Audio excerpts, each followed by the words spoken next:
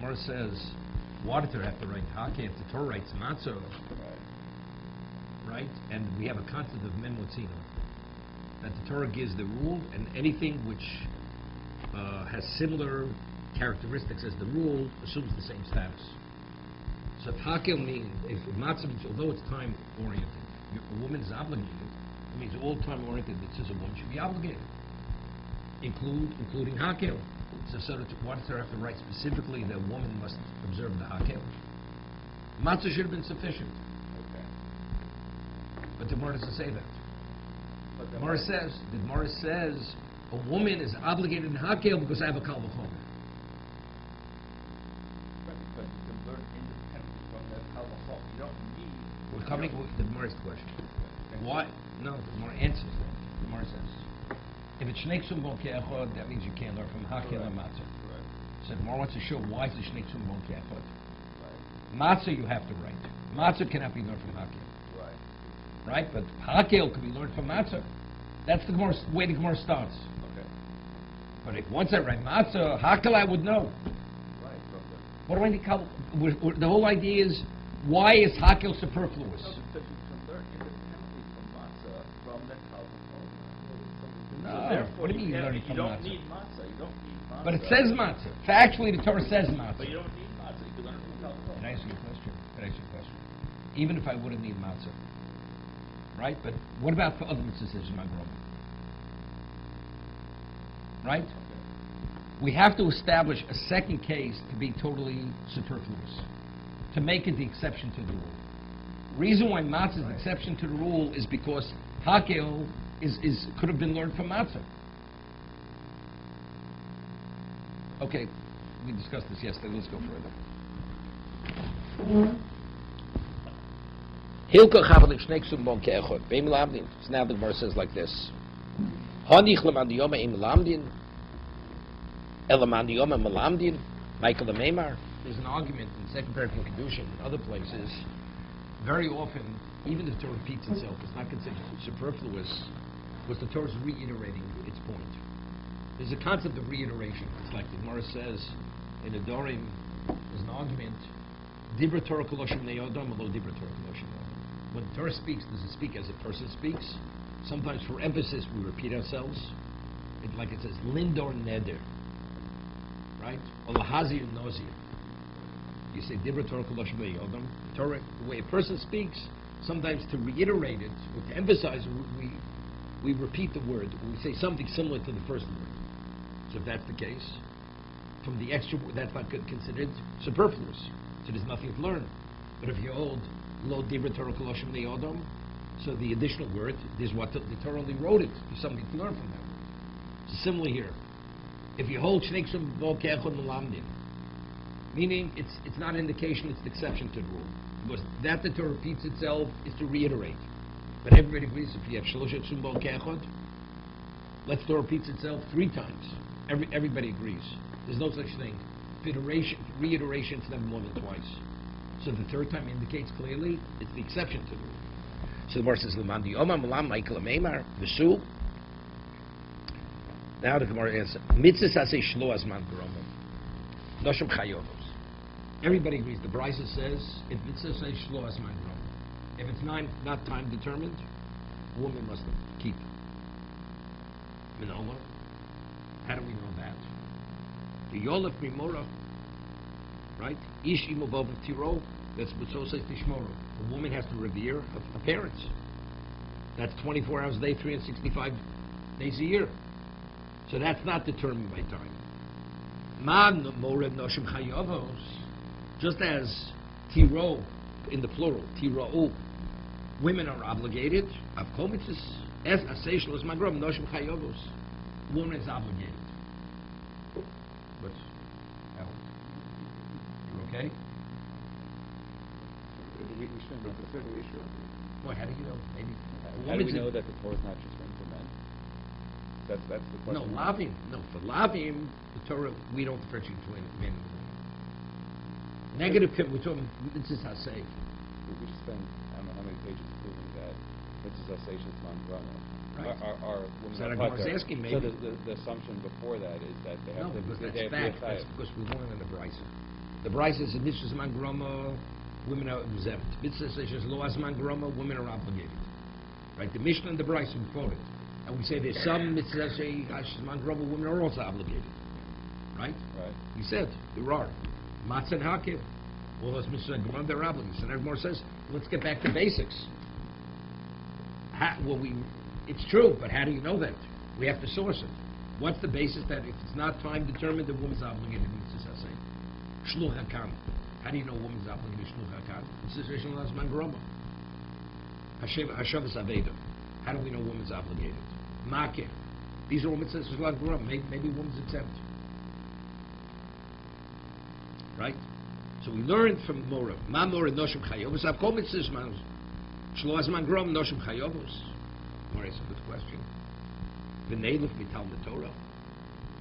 Talmud Torah is not it's a mitzvah say studying of Torah. And what? And it's not zman grama, right? You have to study continuously. It's not limited to any time.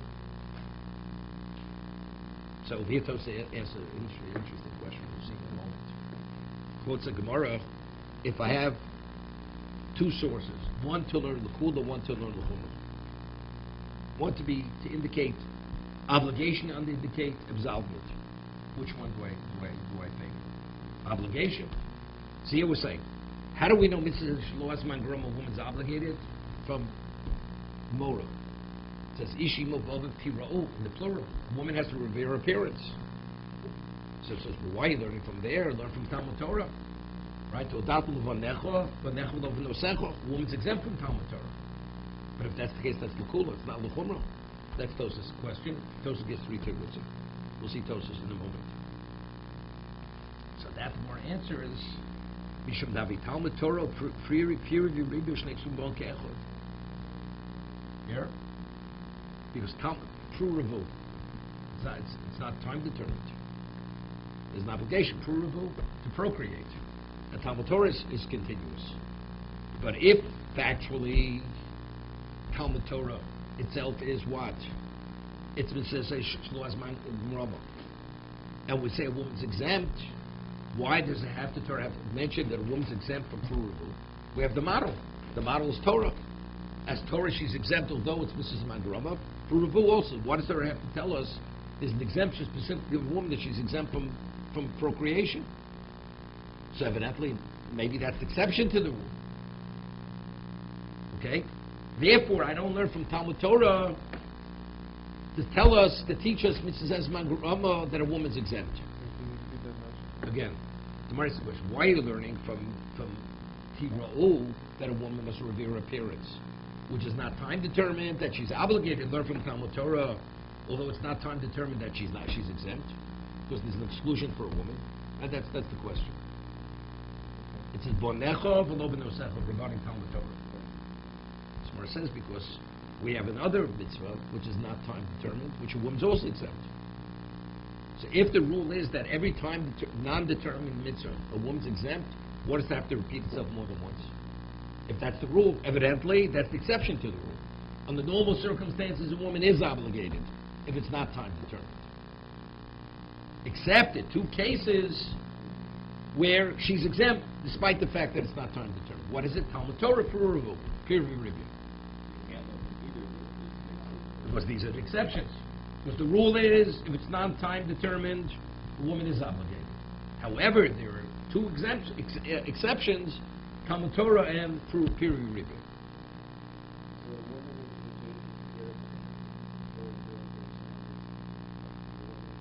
No, a woman's not obligated. No. Okay? She's not in violation of anything. If she's married, it's a breach of contract, right? It's a grounds for divorce. So when it comes to shluch hakam, is the reason you don't offer that one is because there's a negative mitzvah? No, shluch hakam's time. That was Tos's question. It's not time. No, that was Tos's question. What do you, no. Why are we picking? No. We're looking for a positive commandment here. It's not time determined. That's why she's obligated shluch hakam. It's not time determined. So how do we know that women are obligated In non-determined, in non-time time-determined positive mitzvahs. commandments? Correct. So we offer honoring the parents, Revering the parents. revering the parents. Good. Okay. And then offsetting that, we've got the two others. Rivia. No, first the Gemara is from Talmud Torah, before mentioned earlier. Right. So Gemara says, because again, Ribia and Talmud Torah are the exceptions. Are the exceptions. Why are they the exceptions? Because if it would be the rule, the Torah shouldn't have to repeat it twice. So now I'm asking you a question. The Torah does repeat twice. Shluch hakam and honoring parents. No. Why does that No, mean twice? it doesn't repeat it. It doesn't repeat it. When it speaks of the shluch hakam, it doesn't speak about the woman. I'm being obligated to shluch hakam. I know the woman must send away the mother bird because I'm learning from Mora. That's the memotzinu. Torah doesn't say anything specifically about a woman by shluch hakam. If the Torah would say specifically, then I have a problem. Torah doesn't say anything about a woman regarding sending away the mother bird. Anyone. It says if you come upon it, you must send it off. How do we know the woman's included? That I learned from Mora, from revering a parent. But in regard to these two, it says explicitly a woman not. So if the rule would be not, say, give me one example, then from that I would learn and apply it to all the others. But why don't we start then with shluch hakam instead of with the honoring? No. Maybe, how do I know a woman's obligated in a non-time determined mitzvah? How do I know? Maybe she is exempt. We've chosen to start here with fearing the parents. No. Again, because that is the source. No, I'm saying, how do we know that's the source? Why not shluch hakam? But What's the Shluch source? doesn't mention a word about a woman. Maybe she's exempt from shluch hakam. But how do we know that it mentions women in connection? It says Tira'u, it says plural. plural. It starts off ish, and it concludes tira'u. Ish imo v'aviv tira'u. In the plural. So the Gemara asked, why is it plural? To tell me not only is a man obligated to revere his parents, even the woman is obligated to revere her parents. Ish is singular, So the Gemara asked the question. and tira'u is plural. Not only the ish is the man, it's Ish male. is the man, and So the Gemara tira'u asked, is how do we plural. reconcile the two? How do I know it doesn't apply to all men? and Wait. not women? Yeah, so the Gemara asked the question. And the Gemara answered that a man is obligated to revere his parents under all circumstances. A woman, because she's bound to her husband, if it should infringe on her responsibilities to the husband, she's exempt. Therefore, it says the man is never exempt. The wife, the time she will be exempt, if it should infringe on her responsibilities to her husband. But the tiro, the interpreted tiro means not only the man, even the woman. The father, his responsibility to his parents override that. That's what Torah is saying.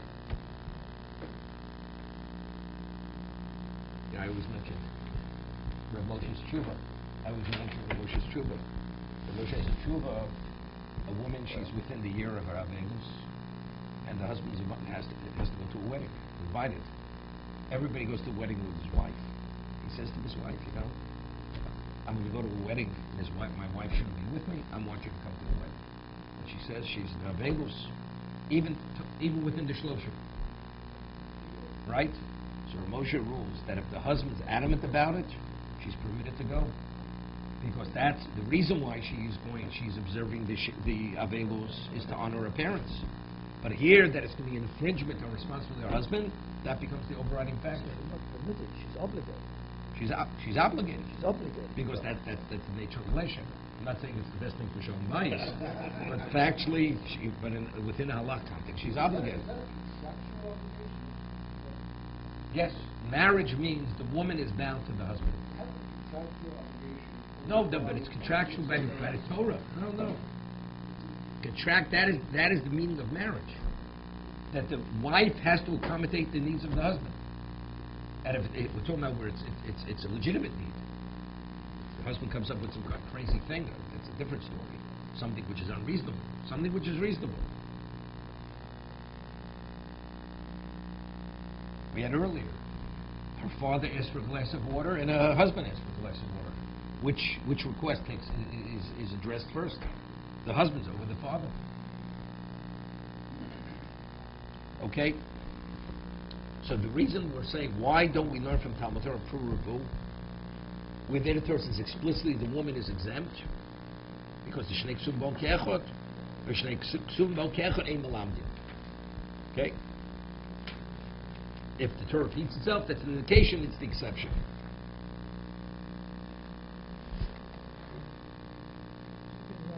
Why? What's the reason not to start with Shluch HaKamim?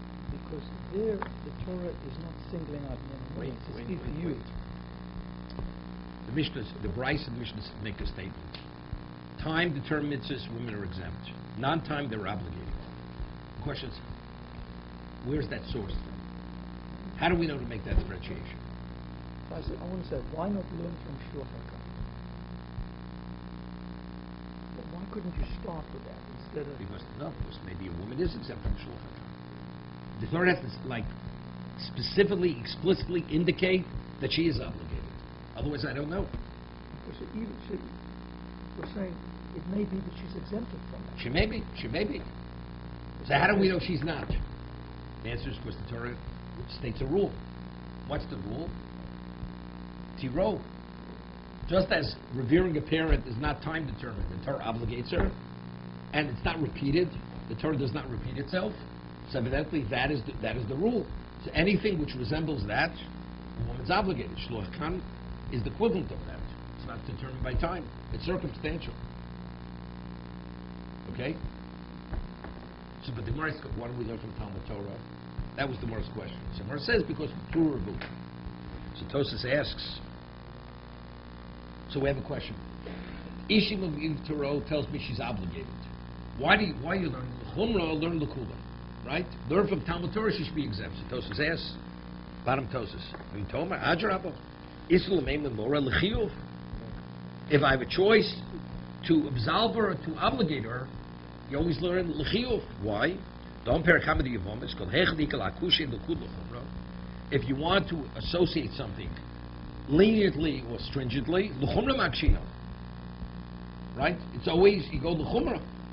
So if that's the case, if I have a choice to absolve her to learn from Talmud Torah, or to learn from Mora, to obligate, of course you learn from Mora. So what's even the basis for the question? But that would be a Sophic Deraisa. No, According to the way Tosfos is saying it, and Sophic Deraisa means you should be obligated less than a man. No. I mentioned many times, the Torah does not speak, if the Torah communicates obligations, the Torah is not going to communicate it in an ambiguous context. So if there's a question interpreted l'chumra l'kula, it's evident clearly, and we have a principle of Sovi D'Oraisa l'chumra. So evidently the Torah means she is obligated, right? Otherwise, we're in a quandary. The Torah is not clear what it means. So in the context where it's l'kula l'chumra, it means l'chumra. That's what the Torah means.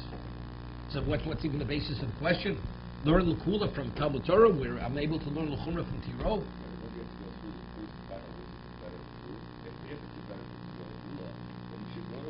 No, Talmud Torah says it's not a better proof. No, we're pitting Talmud Torah against Tiro. What is the basis for the question? The Gemara's question was, why learn from Tiro, learn from Talmud Torah? That's the question at that point. But the basic question is, why obligate or absolve her? That's not a question. Because if you're ever confronted with that situation, we always go to Chumrah. That's Tos's question. Omar Havram, Rabbeinu Meir, it's a svara.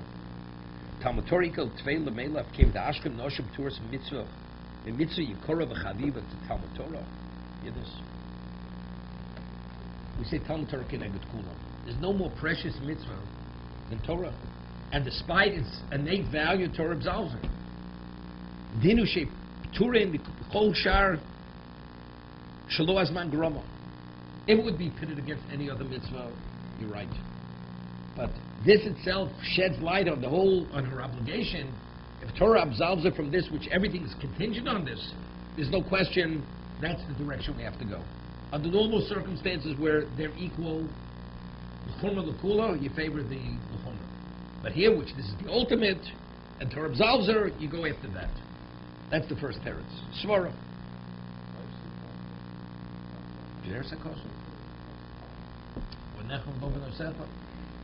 Old Yesh, what? I have no problem with the logic. Old Yesh Lomar is another svara. Lemelev Tveim Tam Torah Mora Shani Av Ve'ein Dehukash Kvodum Kovan Amoko Ve'ein Lemelev Sharmitzas Spinam. The Gemara said earlier that the Torah equates revering a parent to revering God. It says Ishiv of Torah, and it says Hashem Elokecha Tiro. So if that's the case, this is an exception. It's true, you must revere your parents. But why? Because revering your parents is like revering Hashem. But you can't use that as the model that a non-time determined mitzvah, every other one, which is of much lesser value, the woman should be obligated. This because this is the ultimate.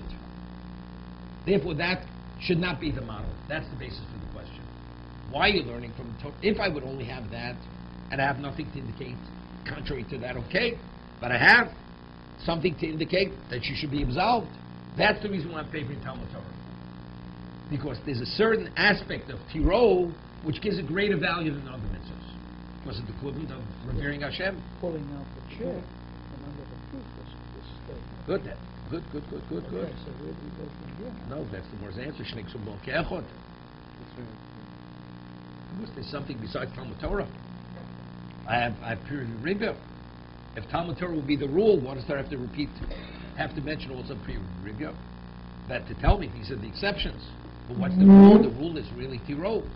And although it has that aspect, it doesn't make a difference. That's not the reason. It's also strange because we said that one of the other things we learn from the fearing of parents is the woman is exempted if it clashes with the husband. Right? But we don't have such a concept for fearing Hashem.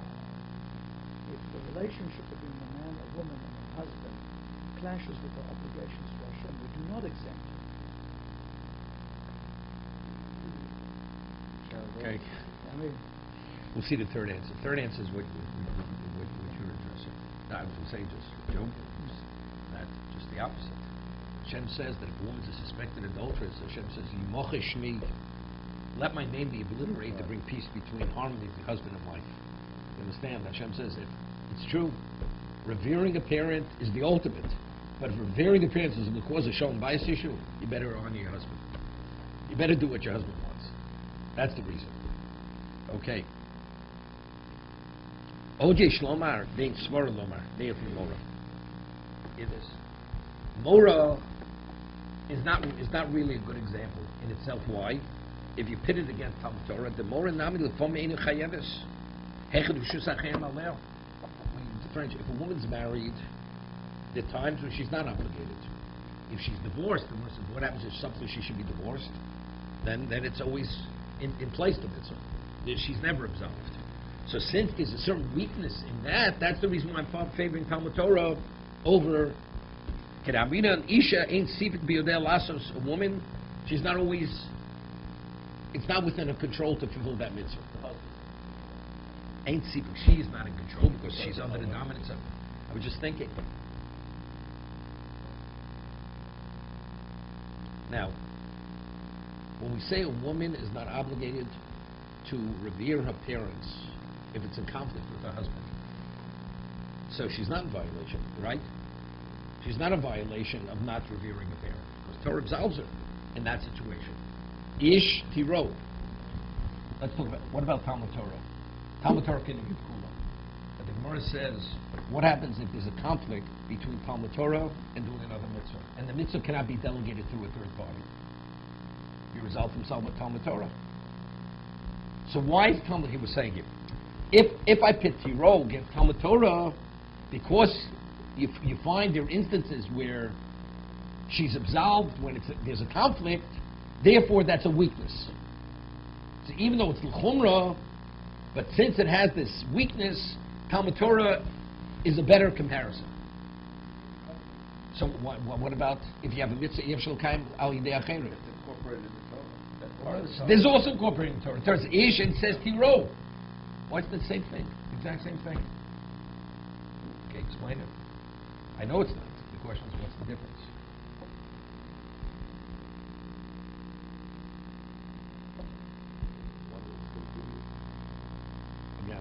Someone just wants to speak aloud. You hear the question, David? The Torah says, Ish, the obligation Tiro seems to be only on the man. Then it says Tiro, which includes the woman. So how do we reconcile the two? So the Gemara says, it is on both of them. However, if there should be a conflict with the husband, then it's only on the man. The woman is absolved.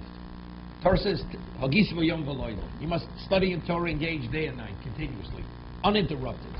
However, if there's a mitzvah should arise, which is in conflict, that you're not able to do the mitzvah because the Torah, you're absolved from Torah at that moment to be able to do the mitzvah.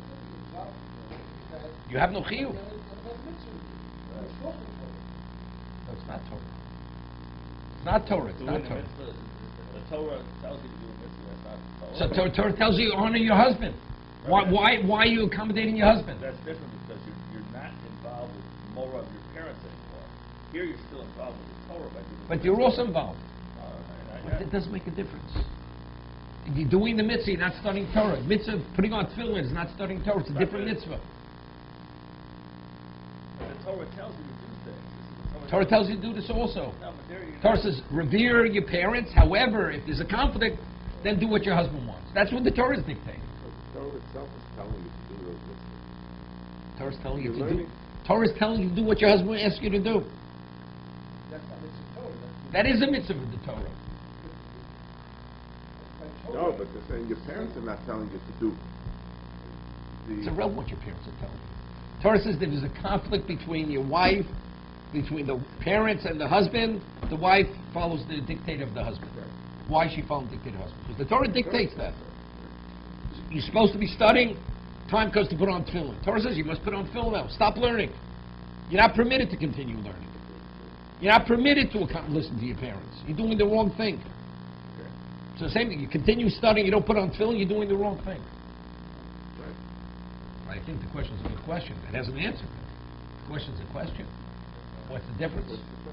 What's the difference? That's the question. What's the... So we say there is no Maybe difference. you say you don't have a mitzvah in Torah at that time because there's no mitzvah there.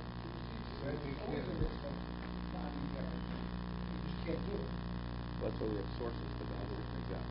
You have a parent. You have an obligation to revere your parents, but this is not considered a breach of revering your parents. You're not. Is it a breach of revering your parents? If your father tells you to wait one second. If your father tells you to cook on Shabbos for him, because he says you must honor me to provide food. Torah says you don't listen to your father.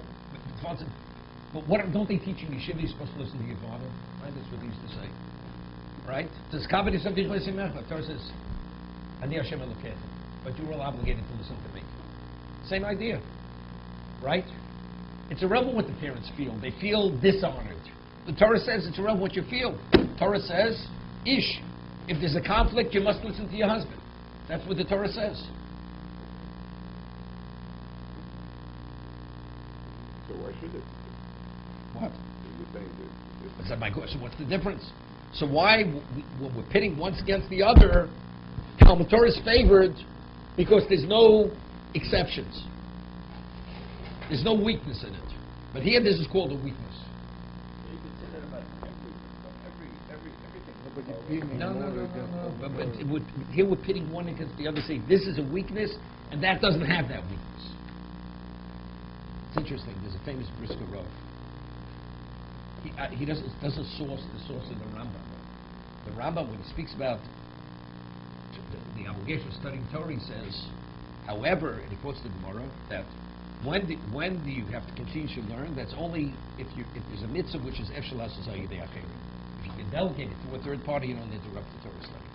But if it's Efshel HaSosai Yidei Acherim, you must do it yourself with in mind to come back to the study.